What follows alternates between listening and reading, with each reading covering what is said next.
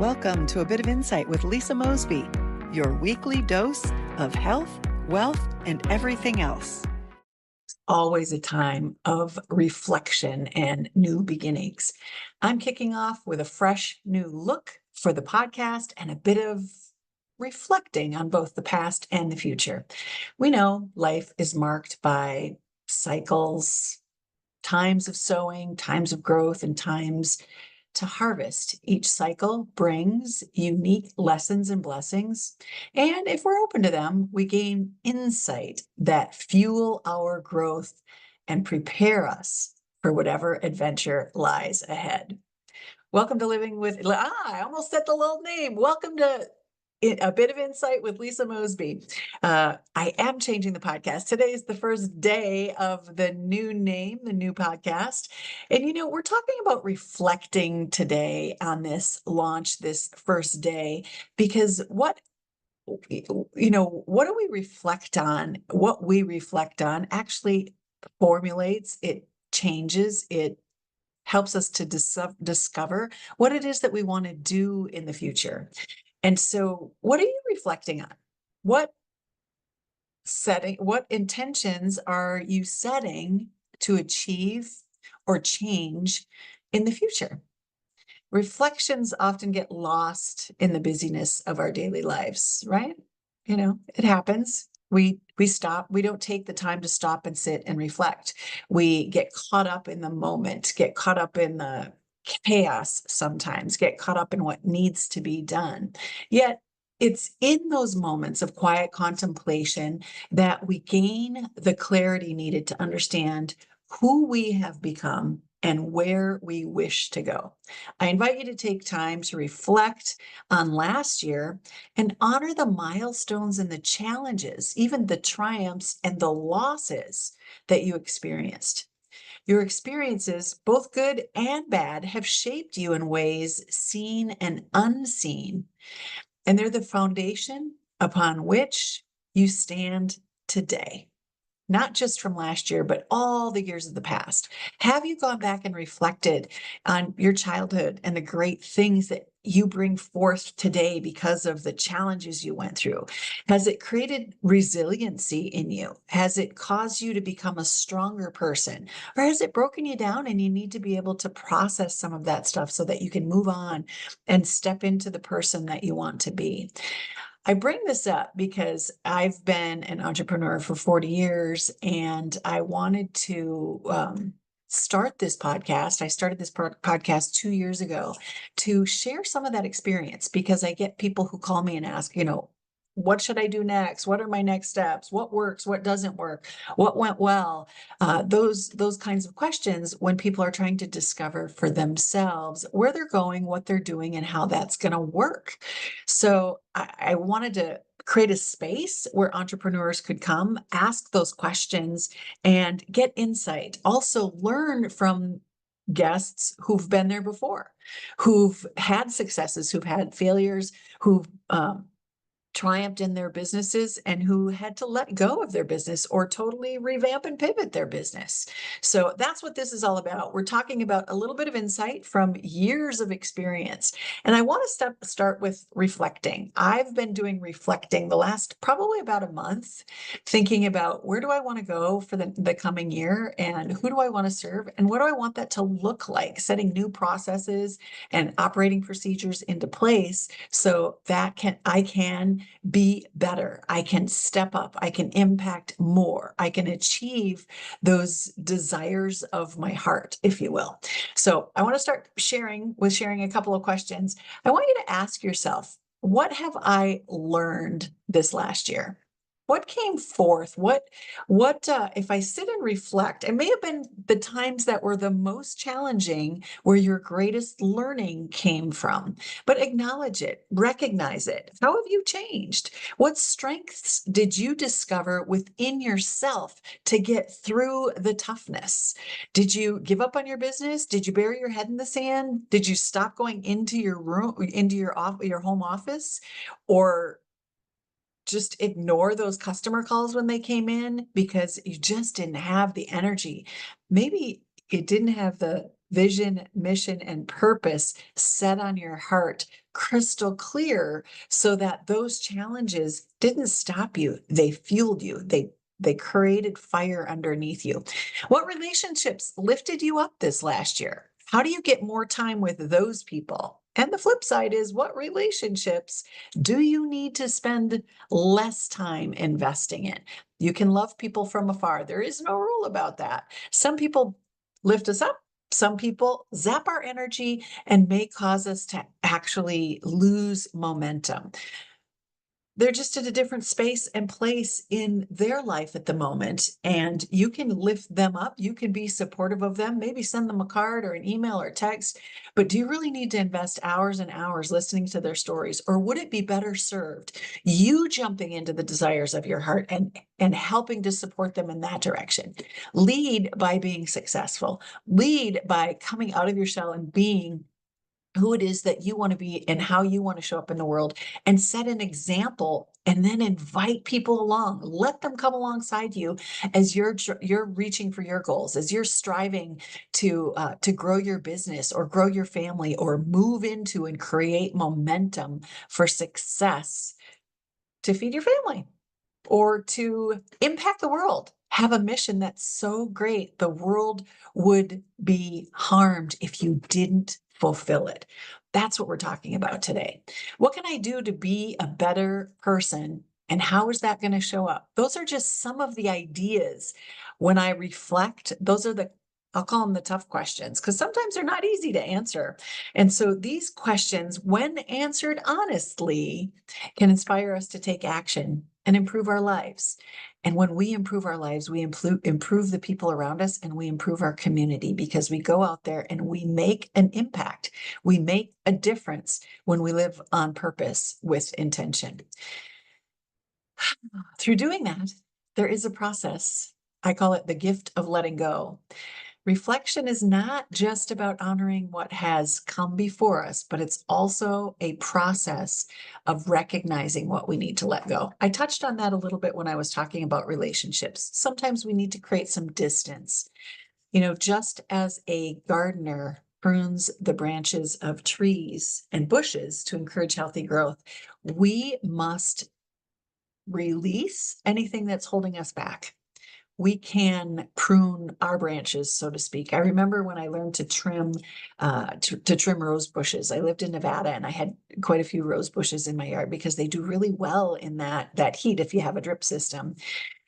At the end of pruning them, it was so hard. The first year I didn't prune them enough. And then I learned, and I took some gardening classes. And at the end of pruning them, there was nothing left but sticks, bare branches. The plant looked dead with no leaves, clipped branches. And I just thought, oh my gosh, what did I do? I feel like I killed it. But yet, year after year, those branches came back full and vibrant.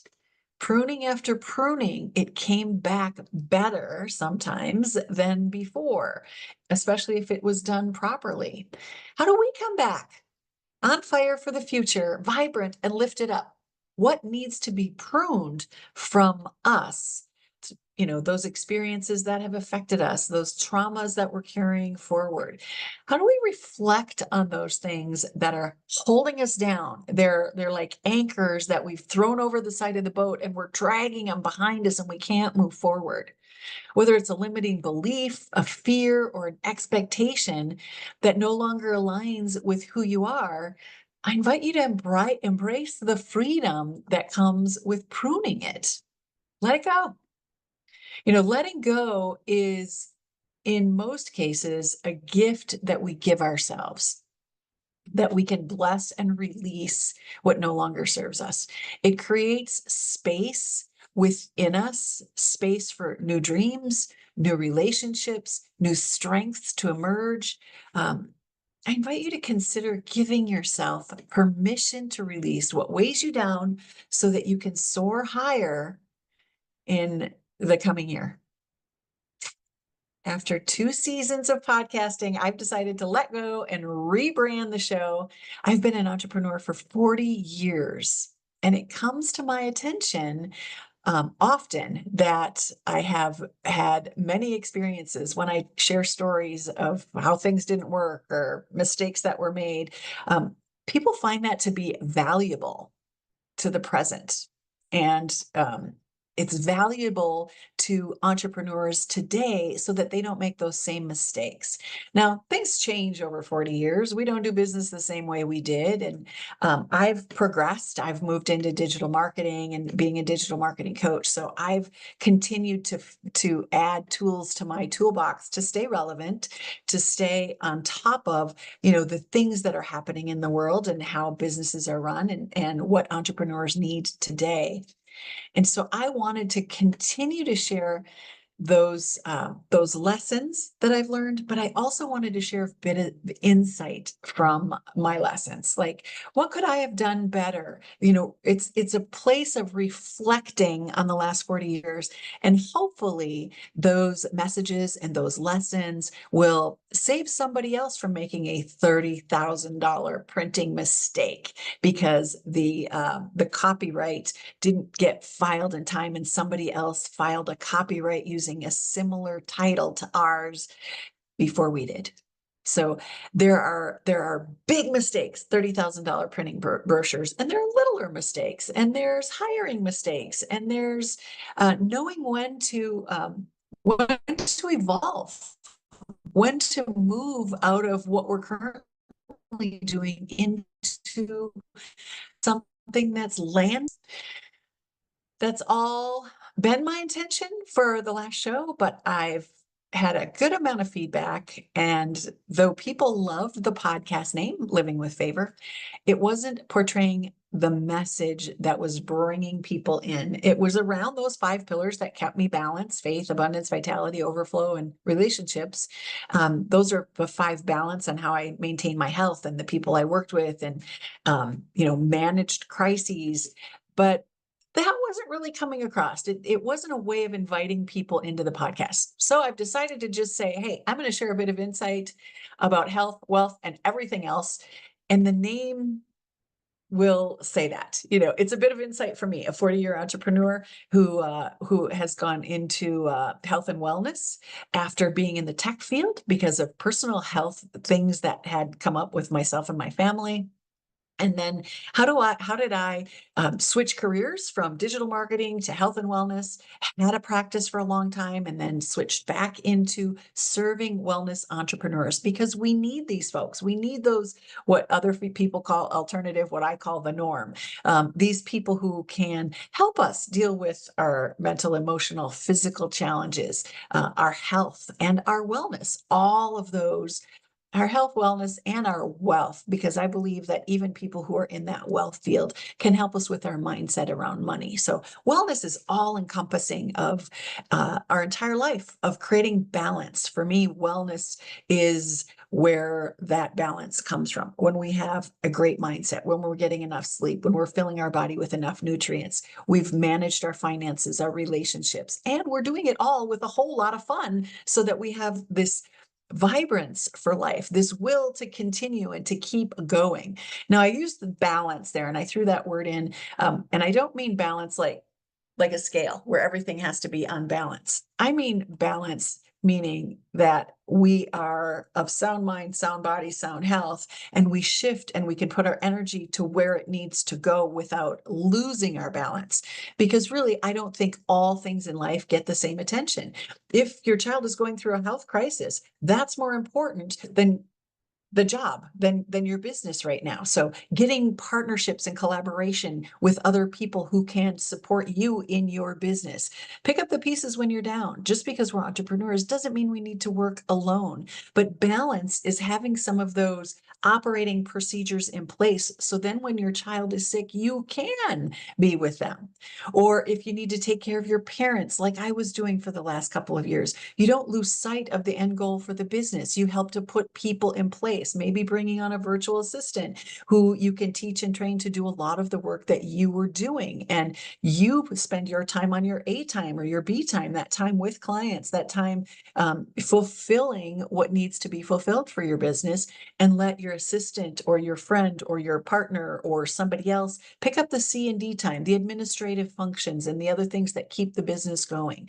Balance is being able to move these things around as an entrepreneur to make space for everything that you want to do, for the fun you want to have in your life, for the finances that you want to create, for time with God, for time with your family, and time for relationships, and time for your health, your self-care, and your well-being. Balance is being able to move around those 5 spokes effortlessly or with assistance and still be able to function, not being completely derailed and completely focused on business, driven with work, and letting all those other things fall to the wayside. So it's not balanced. The scale is not necessarily equal. Equal attention doesn't go to all of them, but the energy can shift around that wheel, keeping it moving and keeping it flowing. And so that's what we're talking about with a bit of insight. How do we create that momentum in our life in 5 areas: faith, fitness? I use fellowship as all of our relationships in our life, finances, and fun. We do it with all fun. So those are the shift in the pillars. I think they're a little bit clearer, better understood. And I thank Tony Robbins for that, because years ago, 20 years ago, I went through a lot of Tony Robbins training, and he had 10 spokes on that wheel. And I've had to narrow it down because 10 was too many. I had to bundle a few of those together. I like 5 because 5 always works on my fingers. Mel Robbins says 5, 4, 3, 2, 1, get going. I like those 5 pillars. So that's the foundation of what we're going to be talking about on A Bit of Insight with Lisa Mosbey. We're going to talk about health, wealth, and everything else, but we're going to use it under the guise of those 5 pillars. So as I move forth, setting intentions for my future, I'm going to invite you to do the same. You know, with a renewed sense of clarity, intentions are a bit different than goals. They, to me, are the heart's desire that drives us forward. We can set goals on paper, but if there's no emotion, if there's no passion, desire, mission, vision, purpose behind them, we're less likely to achieve them. You know, intentions provide what I call a beacon of purpose, illuminating our way when the path feels uncertain. When we're clear on our intentions and we've set them with passion and purpose, the way stays lit. The no's become easier. We know when we're saying no to this, we're saying yes to our business, yes to our family, yes to our friends, yes to our finances, yes to having fun in our life. Sometimes we need to say no to those things that are not in alignment with us. So when we identify our intentions from that space in our heart, that heart's desire, our vision becomes clearer and we can put it into a mission. That's where I hope to take you this next year. The why that makes you cry, you've heard it before. Every motivational speaker, coach, trainer is talking about it. It's the first place that we generally go when we work with folks, because if the why doesn't make you cry, if it's not strong enough to get you out of bed every day, to get you in the office every day, then let's reevaluate. Let's reevaluate it. Let's find that heart's desire and set those intentions. And sometimes we just need a little bit of insight from somebody who's been there before to help us get clear on that. So I want you to consider what brings you joy and purpose. What sparks your creativity and what makes you feel alive? Contemplate how you can contribute to the world in ways that only you can. Let's shape the desires of your heart. Let's shape those intentions, taking those desires and turning them into intentions, to help you step forward, to achieve new heights this next year, to impact your community on a much grander scale. And maybe your community is simply your family, your immediate family, or your extended family. That's still your community. How do you want to impact them? How do you want them to grow alongside you? How do you want them to look at you and see what it is that you're doing and how you're moving forward? How are you going to light up that community that you work in. And I want you to start writing these things down. Speak them out loud. Hold them close to your heart. This is you. It's your insight, your desires. Let's move it into reflecting and taking action for the first quarter of this year. And I say this not just for you, but for me, because this is what I've been doing.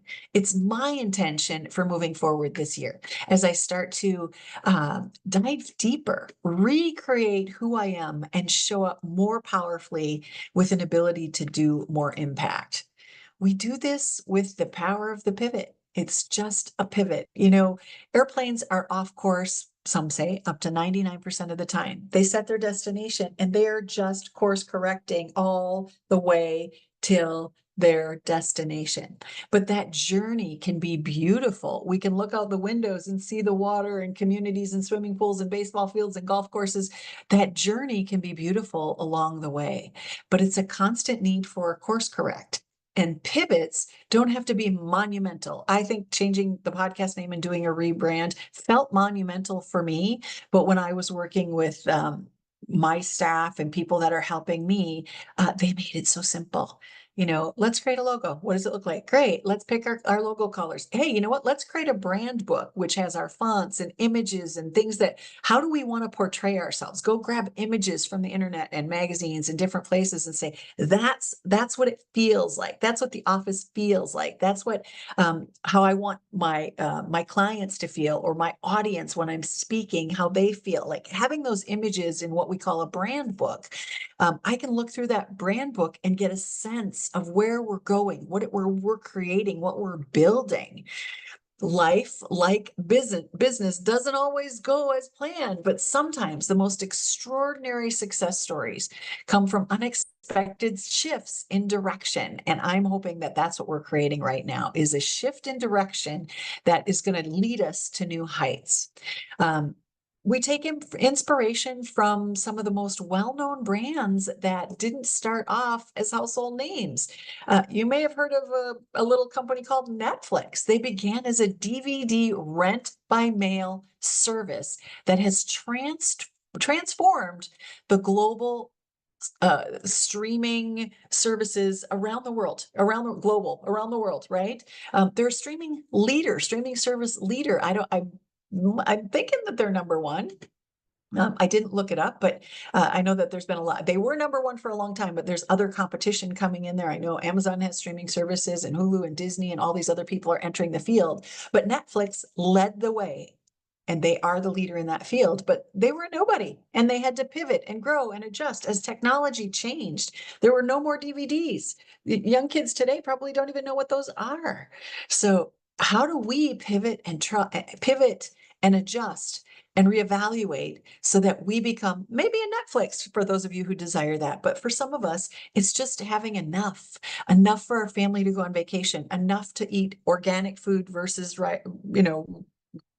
other food, enough to live in a beautiful home or have the view that you want, enough to enroll your kids in sports. I don't know what it is for you, but having enough, or having more than enough, or having an obscene amount, wherever you are on that spectrum, how do you make the shifts to get there? If you're not happy and fulfilled where you are right now, it's the pivot. It's that pause or that pivot and reflecting on what that could be that will help you to get there. Another one that I was thinking about is Instagram. We've got Facebook and Instagram. Instagram started as a location-based check-in app where people would check in at different events and things. And they've evolved into this photo sharing phenomenon.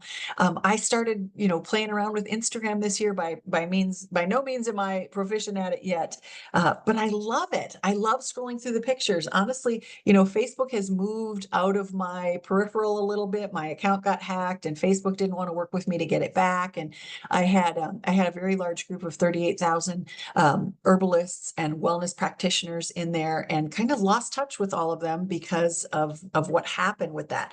I'm still a member of the group, but there is no leader. Facebook won't appoint a leader. And so it's just lingering out there until at some point they will shut it down. And I was really disappointed with that. So there's lessons to be learned, and I'll share that insight over the next 52 weeks.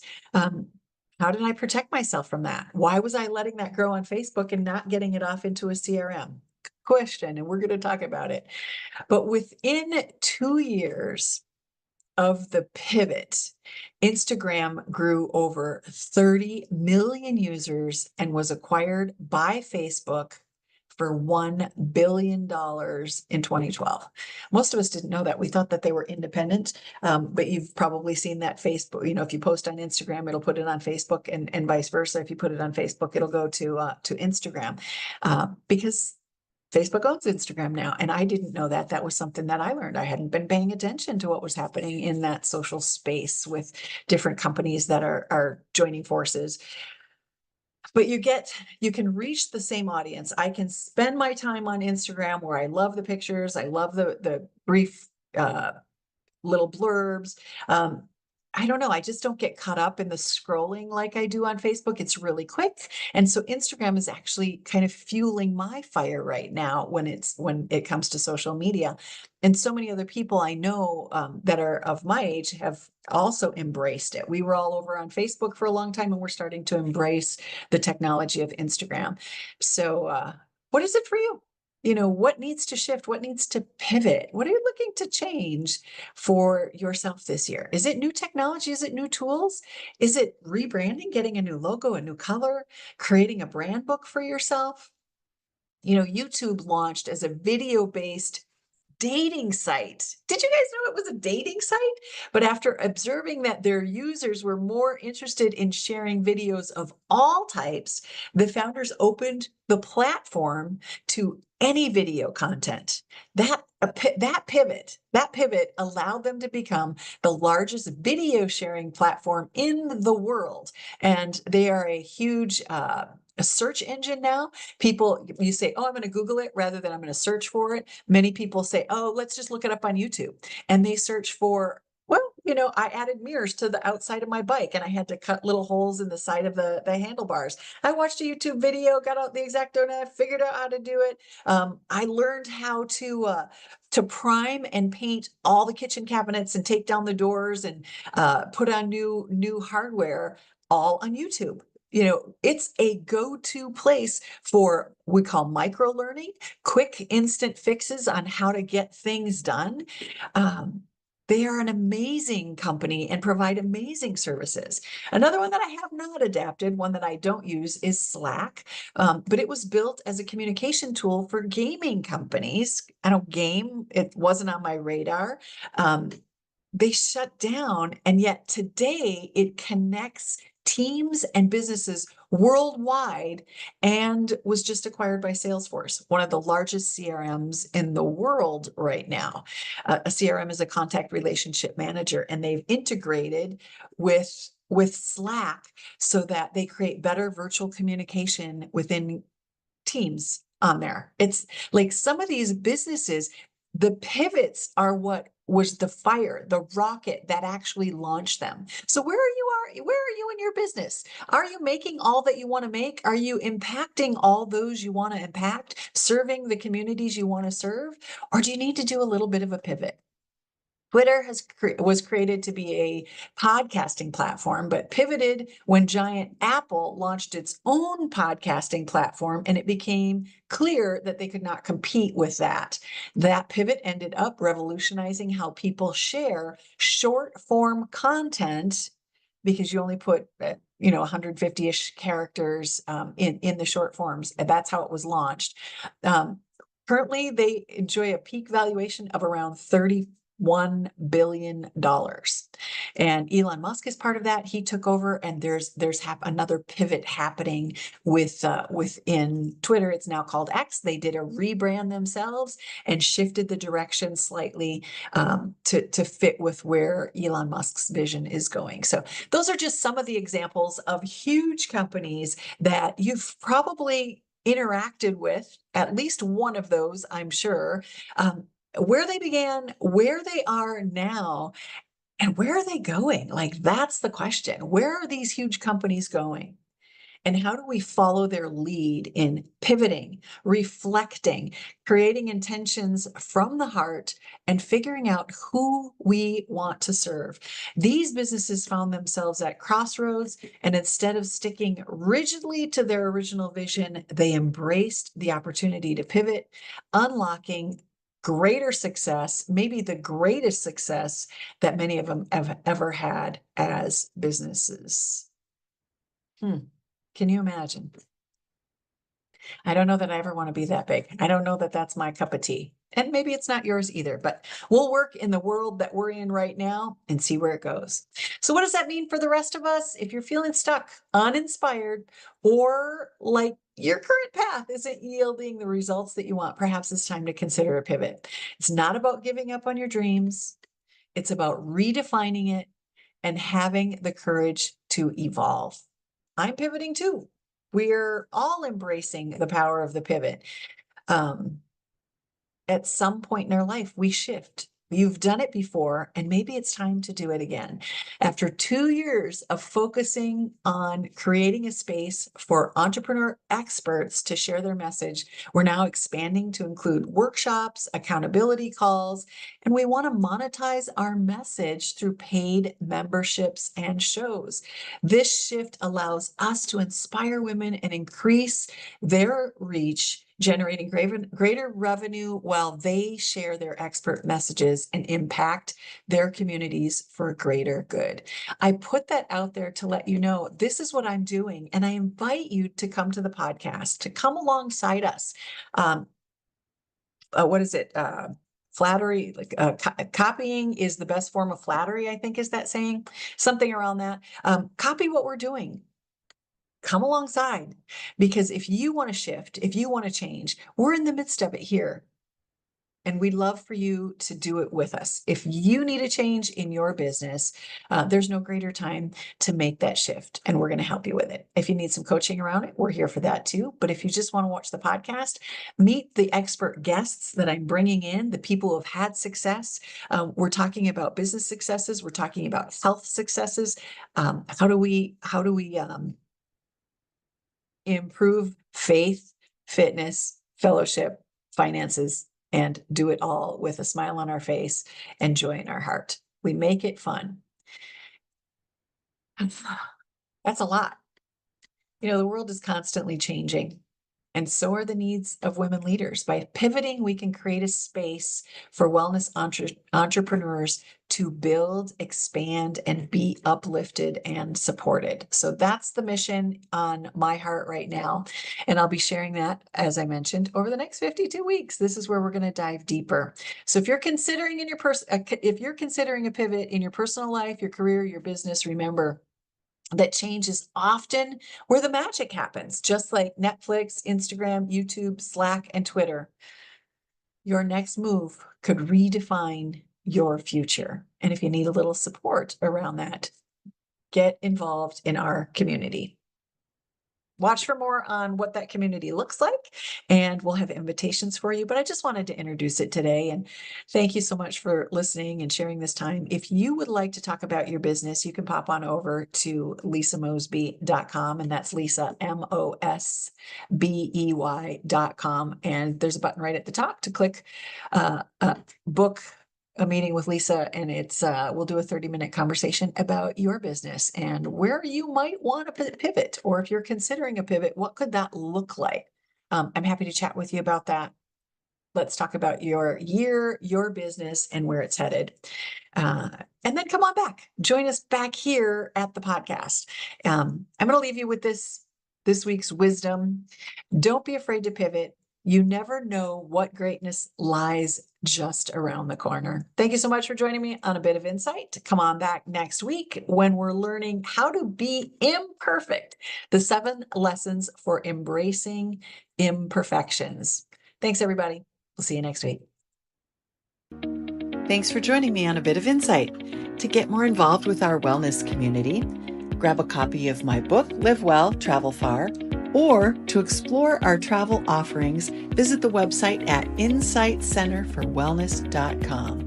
And if today's episode gave you something to think about, leave a review and please share it with a friend. This is Lisa Mosbey reminding you to live well, travel far, and always follow your insight.